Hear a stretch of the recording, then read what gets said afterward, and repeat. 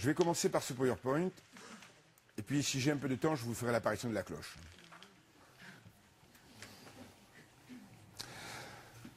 Je vais essayer, donc, c'est bon. Alors, c'est un vieux PowerPoint, ça, c'est ça qui me tue, c'est que je ne sais plus comment on le fait avec la... Visionner diaporama, voilà.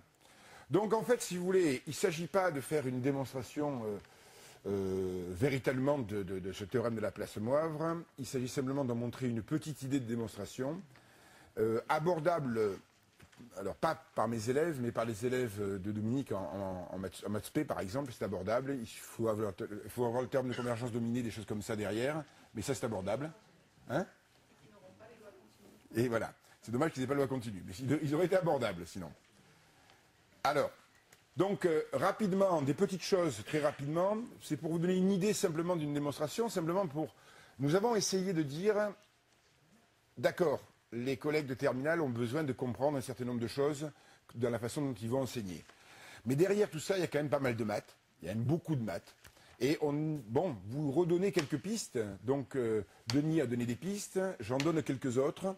Il ne s'agit pas de se mettre, de faire des maths à un très haut niveau, c'est pas ça le problème, c'est de voir un petit peu les maths qui étaient derrière. Donc simplement, l'espérance mathématique, vous connaissez. Le théorème du transfert dit qu'effectivement, si je prends une fonction, alors avec des bonnes propriétés, l'espérance de f de x, pour peu qu'elle existe, c'est f de x, p de x égale x. Pour une variable densité, c'est absolument pareil. L'espérance mathématique, c'est l'intégrale de moins l'infini à plus l'infini. Certains ont regretté d'ailleurs qu'on ne puisse pas la faire pour la loi exponentielle, mais bon, en terminale, mais en donnant le théorème, on y arrive. Son intégration en partie. Et l'espérance de phi de x, pareil, on remplace x par phi de x, et on l'a pareil. La fonction caractéristique, alors ça c'est un truc très très important, bien évidemment.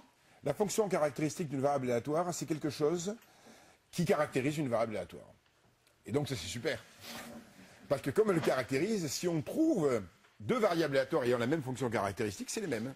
Et c'est super. En termes de lois, on arrive à un certain nombre de choses. Ça caractérise des lois, des variables, et donc l'idée, elle est là. L'idée principale, elle est là. Donc je pars d'une loi binomiale et je vais essayer de trouver sa fonction caractéristique. Alors je vous rappelle que sa fonction caractéristique, c'est ce machin-là. C'est l'espérance de E puissance it x avec i donc complexe, donc allons-y. Donc la loi binomiale, pas de problème. L'espérance mathématique, c'est ça. Le théorème du transfert me dit, ben voilà, tu remplaces dans cette expression-là le k par E puissance itk. Ok. Il n'y a pas de souci. Je développe tout ça, je m'arrange un petit peu tout ça. Hein, donc là, il y a un binôme de Newton qui sort, donc ça marche bien. Je mets tout ça, cette forme-là. On peut mettre Q à la place de P, si vous voulez, ça n'a pas beaucoup d'importance. Bon, j'en suis là. Alors maintenant, ça c'est la fonction caractéristique. Ça, ce que j'ai trouvé, c'est la fonction caractéristique de la loi binomiale. Maintenant, bien évidemment, ce n'est pas la loi binomiale qui m'intéresse, parce que le théorème central limite, lui, ne fait pas correspondre des lois comme ça, c'est des lois centrées réduites, qui correspondent à la loi normale centrée réduite. Donc le grand principe, c'est de passer à la loi centrée réduite. Donc je passe à la loi centrée réduite en faisant x moins e de x sur racine carrée de v de x. C'est-à-dire x moins np sur npq, bon très bien.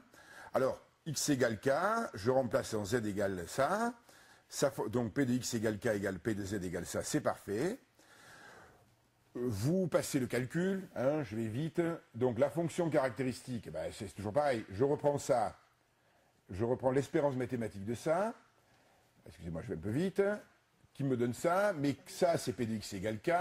P de x égale k, je le connais. Je sors, petit bidouillage, je sors ce qu'il faut et je laisse à l'intérieur ce qui varie avec k et ça ne varie pas avec k. Une fois que j'ai fait ça, je m'aperçois que cette partie-là, excusez-moi, ici, là, ben, c'était la fonction caractéristique que j'avais calculée tout à l'heure pour x. Donc, j'arrive à cette histoire-là où ça, c'est avec une variable un petit peu différente, c'était sur racine de npq. Du coup, phi de z, c'est écrit comme ça, avec une puissance n, parce que ça c'est la même que on a trouvé tout à l'heure, mais en remplaçant la variable.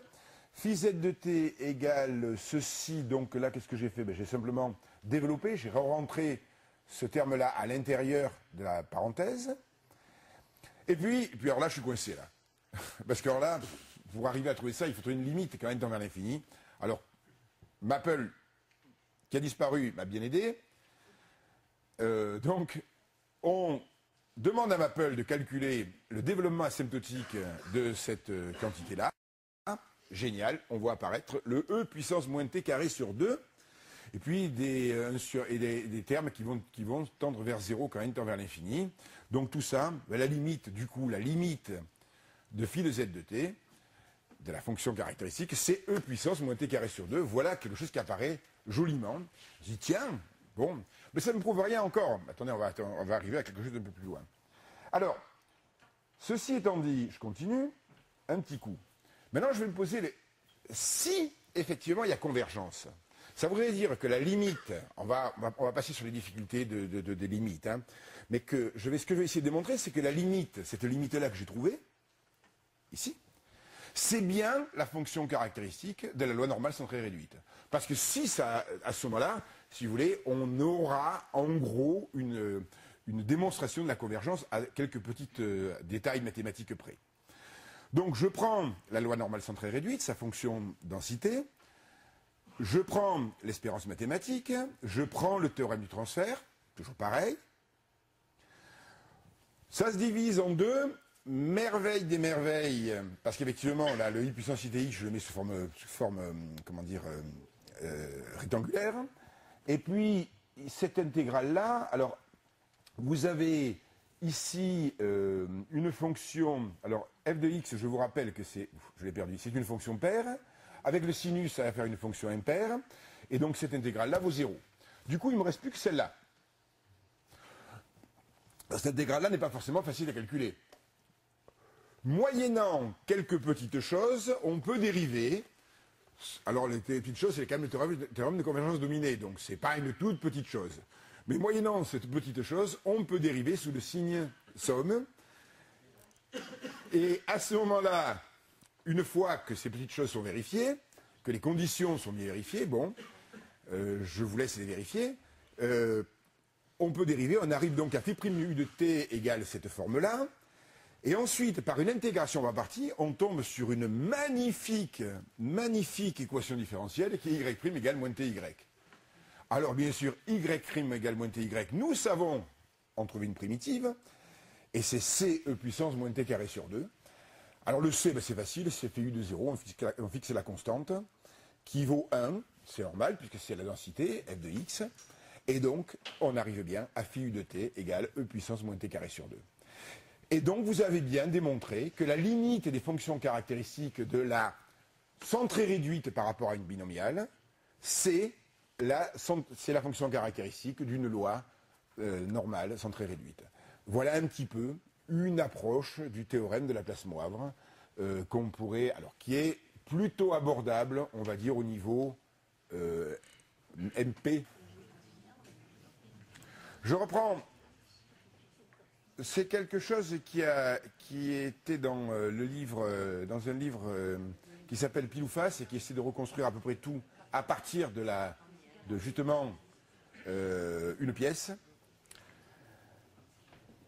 Donc l'apparition de la cloche sur un plan un petit peu moins visuel que tout à l'heure, qui est très important, et ça ne s'agit pas de se faire avec vos élèves non plus, ça, cette histoire-là, mais on peut comprendre un certain nombre de choses, et ce qui manque à vos élèves, c'est les équivalents. Donc simplement, je reprends un P de xn égale k, une loi binomiale de paramètres n et n demi, et bien sûr, après, je vais tenter de voir des choses... on cherche le comportement de tout ça quand n est grand. Zn, c'est la binomiale centrée réduite, pardon. Avec, donc ici, c'est facile parce que du coup, l'espérance mathématique, c'est n sur 2. Et la variance, c'est n sur 4. Et donc, l'écart type, c'est 1 demi de racine de n. Du coup, ben voilà, je pose que P de Zn égale x, ça se traduit en faisant le changement ici, en faisant le Zn égale x en P de xn égale 1 demi de x racine de n plus n sur 2. Bien évidemment, pour que ce soit cohérent, comme xn ne prend que des valeurs entières, eh bien on a forcément 1 demi de x racine de n plus n sur 2 égale appartient à n. Alors ça c'est important, vous allez voir pourquoi. Et puis je commence un calcul abominable qui va consister à calculer P de Zn égale x. Et P de Zn égale X, je remplace, puisqu'effectivement, je vois que c'est P de Xn égale ça, et P de Xn égale ça, je sais le faire. Hein, je l'ai, cette formule. Donc je la remplace ici.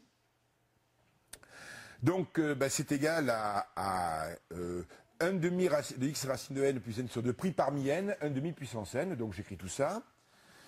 Et là arrive quelque chose d'un petit peu étonnant, c'est la formule Stirling. Donc celle-là on peut l'admettre, hein, c'est pas un problème, mais peu importe. Et la formule Stirling me permet de trouver des équivalents de toutes les factorielles qui sont à l'intérieur ici. Donc je remplace tout ce qui est à l'intérieur par des factoriels. Donc voilà, je prends un équivalent de la factorielle en bas ici, un équivalent de... Alors là, comme là, rien n'est écrit correctement, enfin c'est terrible, parce que rien n'est appareil comme il faut. Vous comprenez rien, moi non plus. En fait, les équivalents sont de tous les côtés. Bon, en gros, on va faire simple. Si on prend des équivalents de tous ces trucs-là par la formule Stirling, vous prenez du temps, vous y arrivez. On arrive, en fin de compte, à un équivalent de P de Zn égale X qui s'écrit comme ça.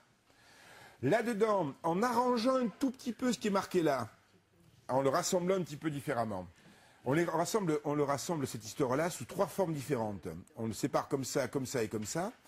Et en prenant les limites de chacun des termes, on tombe sur l'exponentielle de moins x carré sur 2, x racine de n, etc. Et quand vous simplifiez tout ça, on va en arriver là et ça resterait là. P de Zn égale X s'écrit comme 2 sur racine de n, 1 sur racine de 2pi, exponentielle de moins x2 sur 2. Et ce qui est tout à fait étonnant, c'est qu'en fait la limite, vous la trouvez. Alors bien sûr, il y a 2 sur racine de n, on n'est pas une fonction de répartition. Donc ce n'est pas d'une inégalité. C'est pour ça qu'il y a un facteur qui traîne. Mais de façon extrêmement simple, encore une fois, 1 sur racine de 2pi, exponentielle de moins x2 sur 2, réapparaît. Et là, il n'y a pas de théorème de convergence dominée, il y a des équivalents.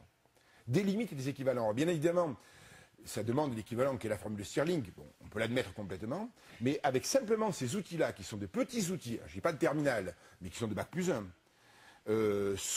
on arrive à démontrer très simplement cette équivalence et l'apparition, pas du tout magique, cette loi normale, sont très réduites.